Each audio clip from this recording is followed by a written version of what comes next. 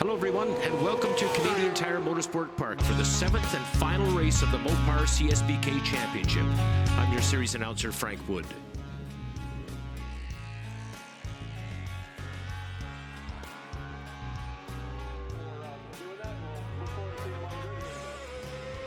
This race is brought to you in part by Dalton Timmis Insurance, Motovan, Kawasaki, Magneti Marelli offered by Mopar, and Dunlop.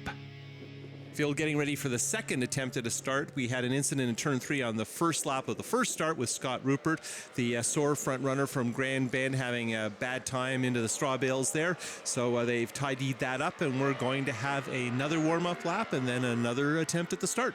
Yeah, we weren't running very long before we went red. Rupert piling into the bales up in turn 3. And as you mentioned, he rides down the Soarer Series. He was actually the winner of their first #1 plate down there. Right, and he has competed previously here at Canadian Tire Motorsport Park, has some decent results, and we're having a look at the starting grid. Worth mentioning that Hornblower, another front runner in the Soarer Series, is here with his Yamaha R6. A few of those middleweight bikes are going to have a tough time here at Canadian Tire Motorsport Park. Darren James back on the tour. He's been racing over in Ireland and also in the United States. He has an R1. Looking at rows 4 and 5, Trepanier, one of our top rookie pros, Souza, Rupert, who won't make the start. Card also joining us from Soar. He has a new Yamaha R1, showing very well this weekend. He won both our sport bike races. Moving on to row 3, and we get to see the faces of these fellas. Tremblay, Williams on that Honda, Leon, and Bodie back after some problems, but he won't be starting after engine issues this morning in our warm-up. Row 2, Chris Marie-Audin, always fast here. And then Cordy, man who everyone is focused on, and Trevor Daly continuing to build speed with that Yamaha in his first season with the new R1. Front row, we have 3 BMWs and then Riedman on the Kawasaki, and we expect the first 2 rows to probably separate themselves from the rest of the pack as the field completes their first warm-up lap. Hopefully lots of heat in those Dunlop slicks. Inviting Cordy over here was a great move by Aprilia. I say over here, actually up here, because he's running out of the Houston Superbike team in the States, of course, hailing in from Lake Como in Italy. And he took exception to the fact that I said he was from Milan, Colin. Well, you know, Milan is a lovely place to come from, unless you're from Lake Como, some of the nicest places in Europe. So Cordy, I think his family's involved in the top-end bicycle business. He did fly here from Europe. The team truck came up from Texas, and we're getting ready to start here. Our second attempt there, you can see Cordy pulling into his slot in the middle of row 2. Buddy of Valentino Rossi's. Here we are under starters orders right now for the restart of this, the final Superbike race of 2016. Now the Blue Streak racing lights are on.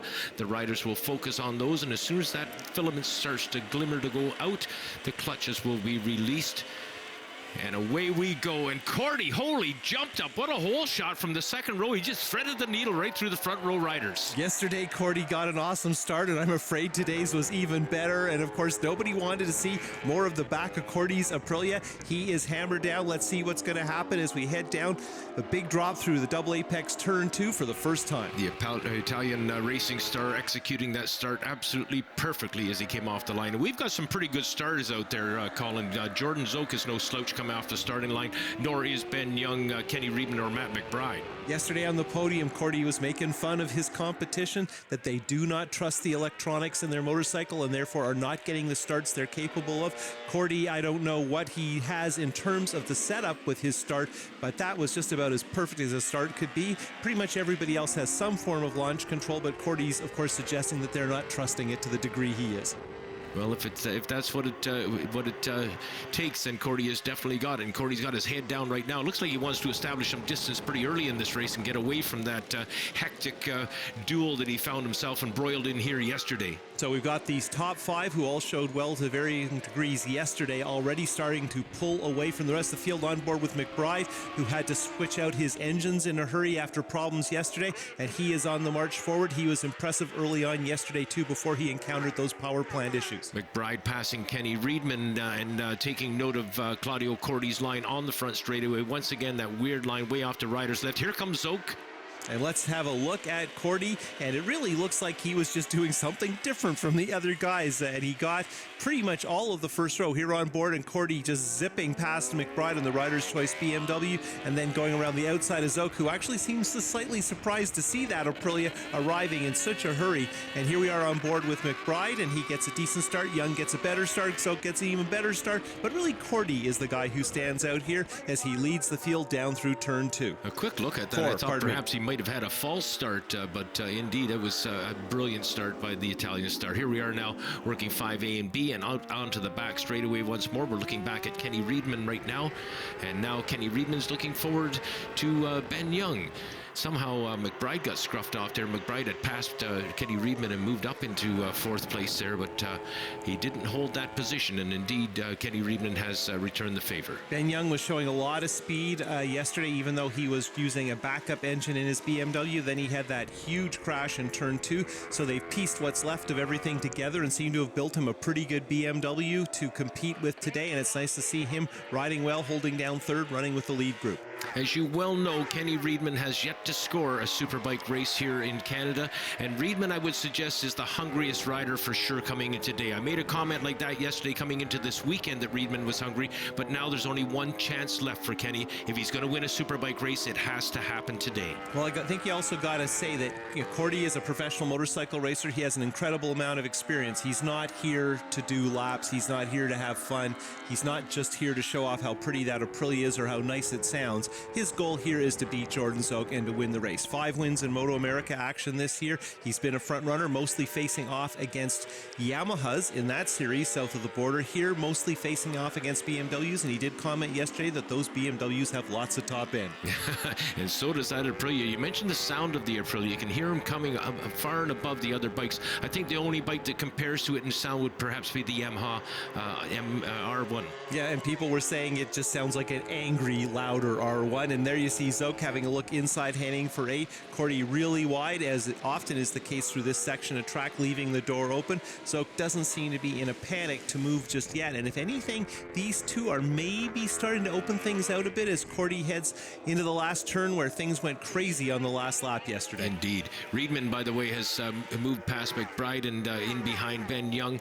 And now as he take their race down, and indeed Zoke has moved to the inside. What a beautiful pass by Zoke, taking that inside line, albeit Cordy did leave the door open. Yeah, I think Cordy was in maybe a little wider than even he wanted, so he just was a little bit careful, and that led Zoke by, but I don't think that's a panic, and we know that these sorts of things don't throw Cordy off. He's been using way more track than we've seen anyone ever use on purpose, and seems most of the time to be just fine, sometimes gaining an advantage, sometimes no, but not that interested in the lines as used by our other front runners. Now, of course, he's going to school from Zoke, who has lots of laps in the lead here at Canadian Tire Motorsport Park. We're getting some great footage also from Ben Young and Kenny Reedman as those two youngsters battle it out behind our race leaders, the elder statesman, 37 and 29 years old, 37 for Zoke and 29 years old for Cordy. And of course the youngsters in chase right now, headed up by Ben Young, and there's Kenny Reedman on the Kawasaki right behind him. On board the leading BMW, Motovan provides us with these great cameras which mount in a lot of different spots, so they're really good in terms of providing flexibility of the coverage, getting a sense of what it's like. Now we're on board with another one of those cameras on Ben Young's BMW. He's having a good look at the back of Cordy, so 3rd, 4th, and 5th, I think, Frank, have caught up the leaders just a little bit. Yeah, just one lap ago, it looked like the leaders were starting to split away a bit, but now the young guns have caught back up again. Ben Young definitely is right there in behind Cordy, and of course Kenny Reedman. We're looking at Matt McBride. Matt McBride had a very ambitious and aggressive first couple of laps actually in this thing, but he's finds himself settled back in 5th spot there, and thus far we've not seen him making any moves toward the front. No, he may not be in as much of a rush. He knows he can run this pace, and he's with the lead group, and I think Young is probably very happy that they've got back up to Cordy, so everybody's in that conversation for the win. But of course, after the frantic activity yesterday, the guys may be just a little more willing to pace themselves, and it's going to be hard to break free. Very unlikely it will happen, so they may all just be thinking, well, let's not wear ourselves out just yet. Let's go easy on the Dunlop slicks and make sure we've got lots of tire at the end of 20 laps. And look at Cordy working the slipstream on Zoke's BM. Well, Colin, you mentioned that he brought Cordy up here to beat Zoke, and oh boy, he's pulling up right alongside him there on the entry to 8, backs off a bit and falls into his wheel tracks. But I can't help but wonder, Zoke beat him yesterday. If Zoke was able to beat him today, he leaves this country without a race win, and that he might find that a little bit of hang your head territory. Well, yeah, I think the expectation from the Americans is that Cordy can beat our guys, and Zoke won the Dalton Timmis Super Pole on the new Dunlop Q tire.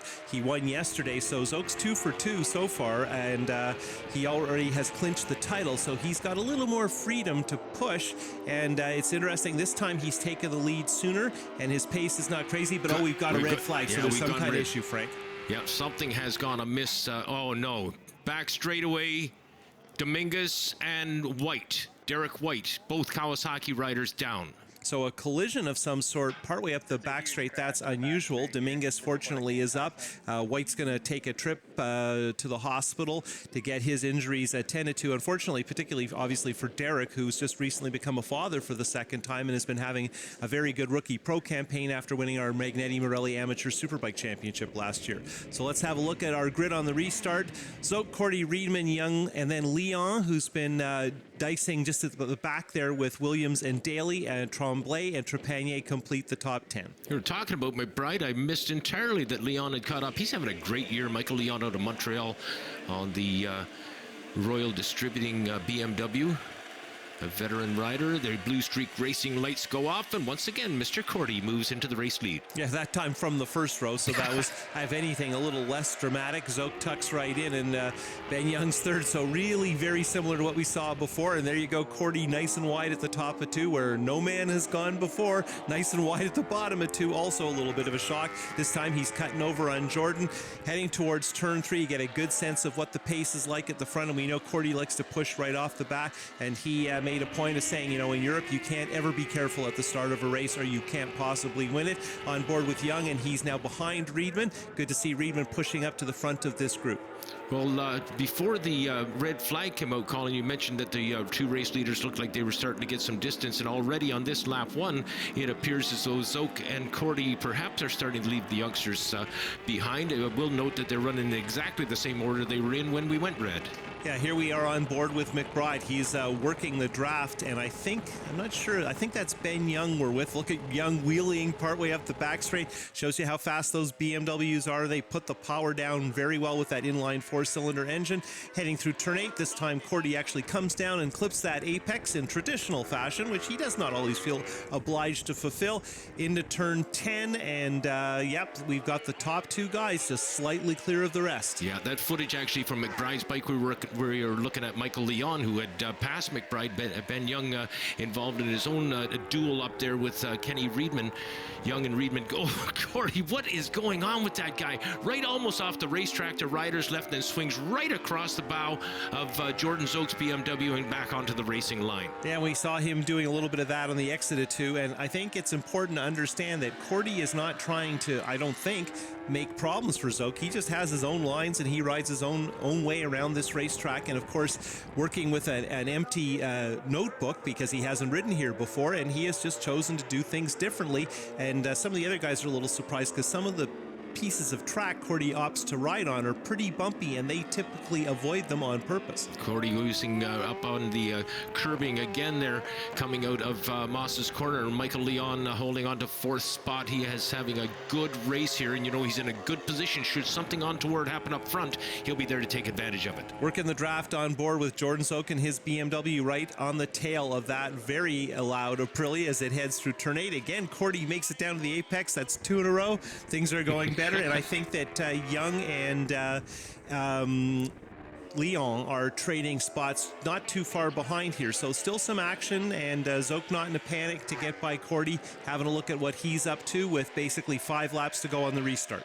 Yeah, we should mention that we were down for so long with that mishap on the back straightaway that unfortunately when we came back, we were shortened up enough that we have an 8-lap dash for the National Championship, the final race of the year, and it's an 8-lap contest. And Colin, what you said earlier about these 2 guys getting away is definitely coming true. Yeah, and that was a great shot on board with Zoke really shows how Cordy rides that bike. Very physical in the way he moves it, very fluid and very entertaining. And there you can see on board with Young, we watch Riedman spinning the tire and sliding, and just as you're wondering what's going to happen, you can see Young's bike doing the same. That was Kawasaki versus BMW. This is BMW versus Aprilia. So lots of different motorcycle configurations running up front. That's always pleasing for the series, that there's good competition amongst the brands. And again, we are heading up this by no means straight back straightaway on board with Jordan Zoke, trying to hunt down Cordy on that very fast Aprilia. Zoke has his head down is the classic phrase that they use, and it's true. The chin of that helmet, I'm sure, is bouncing off the gas cap as he makes himself just as aerodynamic as possible,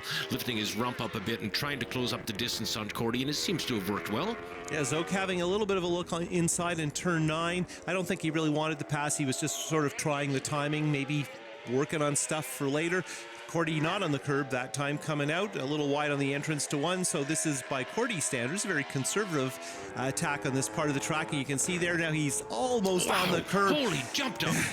That's crazy stuff. And look at that. That actually opened the door. Jordan pounced immediately when Cordy was just had to be a little bit careful coming out of 1, a little bit wide. We've seen that a number of times. Then you saw Jordan on the sounder curb and almost out of room at the bottom of 2. So I think maybe these two guys have taken out the cufflinks, rolled up their sleeves, and decided to move some of the furniture. Here we go.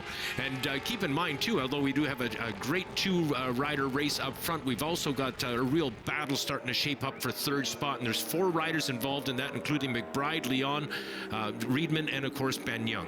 And I think that Trevor Daly's not too far out of that aboard his 1-speed Yamaha. So lots of good action. Of course, shorter race. They're not going to spread up as far. And here we are on board with Zoke. He is pulling along Cordy. Cordy's going to see what happens if he can pop out of the slipstream just as we crest this hill right here. Cordy, you see, going a little bit wide looking. And Zoke takes the inside line. Neatly done. Another beautiful pass by the People's Champion. Man, he is right on form today. Heading through turn 9 on board with Zoke. He knows Cordy's right behind him. He can probably almost hear that Aprilia. And not a lot of racing left to go. There you can see Cordy just on the edge of the curb as we complete another lap. And there you can see halfway for this abbreviated portion of second part of our race.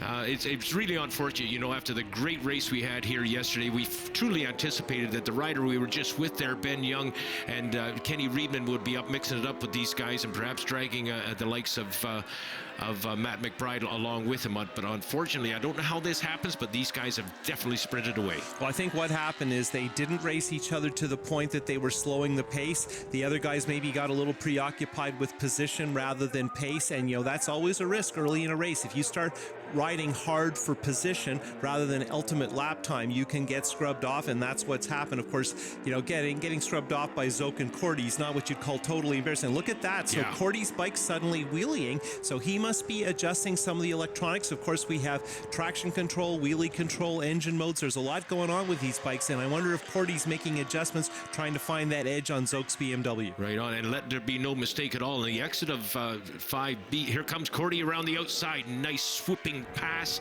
as he has taken the race lead now and put Jordan Zoke back into 2nd spot. And it's between Cordy and his engineer what map he's on right now, but definitely that bike is humming. Zoke right on his wheel tracks, and a big moment for Cordy there coming out of corner number 10, and Zoke is there to capitalize on it, and he moves headily into the race lead now. And I'm going, holy, jumped up. Is he ever? I'm going to give him about 10 bike lengths there. Yeah, and I think Zoke's wondering if Cordy survived this. Now look at this. He spun the tire early, got moved out of the seat, hops over to the curb, and it really killed the drive. Now we've seen Cordy experience a fair amount of drama and never really lose any time on track. Watch over on our left. Look at Cordy, and the bike will step out. There you can see him having to correct, step up to get all his weight on his feet. He's right on the edge of the track, and he obviously lost a bit of a drive. And I had just been commenting that I wondered what he was doing in terms of adjusting the power maps and the traction and wheelie control on that bike, and I wonder if maybe he went a little too far and has made the bike slightly harder to ride. Well, judging by the way it lifted the front wheel last time around, I noticed he was just feathering the throttle this time, but last time it lifted the front wheel quite noticeably, and again kept him up with Zoke when he got to the end of the back straightaway. It enabled him to make the pass in 8 and take the race lead, but then coming out at 10, as we saw, losing traction, opening the door for Zoke, and Zoke again has sprinted into the race lead, and it looks like he's got a pretty healthy cushion just yet. Well, that Aprilia has won World Superbike Championships. It was the basic model for essentially a MotoGP bike quite recently. It's a very, very balanced package. It's basically meant to race. Of course, the BMWs and the Kawasaki's are too, but there's no question that Aprilia is an impressive bit of kit. And of course, it's no question that the Canadians really want to push him back down the podium. Cordy taking that wide line down in two again. He doesn't hang off the motorcycle as much as I thought a European rider would have. No, it's interesting. He squares himself up behind the fairing more with his shoulders and moves his hips, and that's almost an old-fashioned way of riding. But everything about what Cordy does is different from what's the norm with our series. And of course, Jordan Zoek with so much experience, so many wins, so much time on this track, dating back almost 2 decades. So it's interesting that Cordy doesn't see the need to do what Jordan does. I'll tell you, I call Jordan Zoek the people's champion. You've heard me refer to him as that on a number of occasions, but Cordy has really stolen the people. He's become very, very popular in our paddock. Well, also, as we pass a slower rider who's signaling he's going to pull off, Zoek has definitely pulled out quite a margin on that trip up the Mario Andretti back notch straightaway. Wow, he has really given himself a very comfortable position now as we get down in the closing stages of this contest.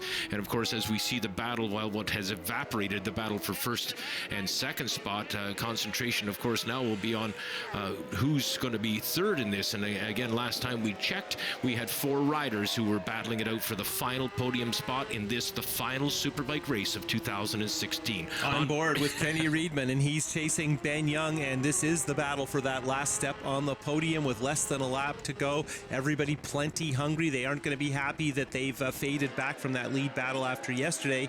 They were part of it, and there we have Zoek again leading out of 3 and looking not careful, spinning the tire a bit, working hard, and definitely en route, trying his best. Now the question is, does he know he has a little bit of breathing room on Cordy?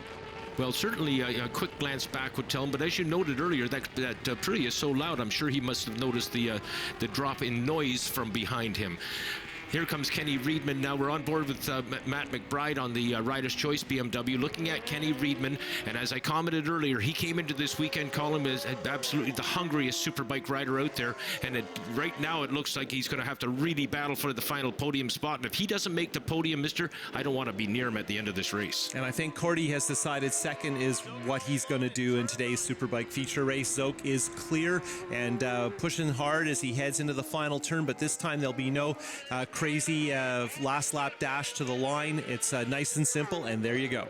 Done deal. Race win number 58. 58 national championship wins. Goodness gracious. And Zoek looking back actually 3 times now to find out where the heck Cordy got to. I think he was looking for congratulatory slap on the back. And as that battle for third takes their cool-off lap run through turn 1, it looks like it was Young ahead of Reedman with McBride right on top of those two. And there you can see Zoek. Man, he is happy. Cordy celebrating with him. Zoek's had a lot of big wins here at Canadian Tire Motorsport Park. This completes his 3rd career perfect season. Last year and 2010 for Honda were also ideal from the Zoek point of view. And it's really nice to just take it all in. Big crowd here at Canadian Tire Motorsport Park. And that is a very well-deserved success. He had a lot of challenges thrown at him, and he is happy to take a bow, and he deserves to. That was Absolutely. An ideal performance as some of our front runners do some burnouts at the bottom of turn 2. And Cordy playing to the crowd as well. See why he's so popular here in Canada. Similar thing happened on the podium yesterday. The crowd just absolutely soaking him up. Some more burnouts now at Moss Corner. There's a lot of smoke there, but I definitely see Darren James and Trevor Daly and another instigator. So everybody's having some fun. They're offline there, so it's fairly safe. And of course, this is the last race of the year, so people aren't so worried. Jordan Zoek, who's normally fairly cautious, he used to be the burnout king in his younger days. You can see his crew in the background. He's going to head off for that well-deserved victory lap. And of course, big sponsor of this weekend here at Canadian Tire Motorsport Park is BMW with their Motorrad days. And of course, a BMW victory in front of a lot of BMW owners is always pleasing for the sponsors. That will sell well indeed. Looking at our top 10, Zoke holds off Cordy. Young holds off that dash to the line in front of Reedman and McBride. Reedman and McBride are going to be very frustrated with that effort since both were definitely capable of the podium here at the final round of the year at Canadian Tire Motorsport Park. When we move on to the rest of the top 10, Leon gets the better of Daly. Leon is our top privateer, arguably. Tremblay doing well on that Kawasaki. Williams doing very well on that Honda. His first Superbike race in over a decade. Darren James working his way up to 10th overall on his Yamaha. And there was some good battling all through the pack here. Very strong entry. This third position is just like a win to us. You know, the guys worked so hard last night with getting this BMW S1000 rebuilt. We had a hectic day yesterday, crashing out of the lead, and I was just so comfortable, and I didn't feel like I did anything wrong. And you know, next thing you know, we were bouncing on our heads. The guys have put on a great show this year. I'm happy to be here in CSBK and stoked for next year to continue our partnership with other sponsors and move forward, and you know, maybe take a number one off this guy next year. I lost the chance to, you know, at least fight till the last corner. When I had that big moment outside the last corner, my dashboard switched it off and I don't have any more traction control and anything, you know, just throttle control. So that's why I'm disappointed. Anyway, thanks the CSBK, you know, organization to the invite this weekend for me. I enjoy a lot, you know, the series, you know, try something different, a new track for me. The crowd here are amazing. I never saw, you know, a national championship, a crowd like this are amazing. I knew it was going to be a quick one, so I didn't have to worry about what was left of the tires after the heat cycles. And I also knew with Claudio on the front row, the way he's been launching that thing, that he was going to get the whole shot. So I thought, you know what, I think him and I have the pace to maybe go away a little bit and fight it amongst ourselves. He had a little moment coming on the front straight, and I was able to get by into one. So I just from that point on, I just said, I don't care if this thing's going in the forest or it's going on top of the box. It's such an honor to have him here, and is such a credible rider. And it just shows that Canadians aren't slow, and we have a great racing series here, and it brings a lot of credibility to us. So it was a great honor to battle with him. I'm sure all the riders will say that. The fans should feel very special this weekend, man. We put a great show on for you guys, and we can't thank you enough. Third place, Ben Young. Second place, Claudio Cordy. And first place, the people's champion, Jordan Zoke. Looking at our final point standings after 7 rounds of Mopar CSBK in 2016, Zoke already clinched the title. Reedman a solid second in his second year on Superbike.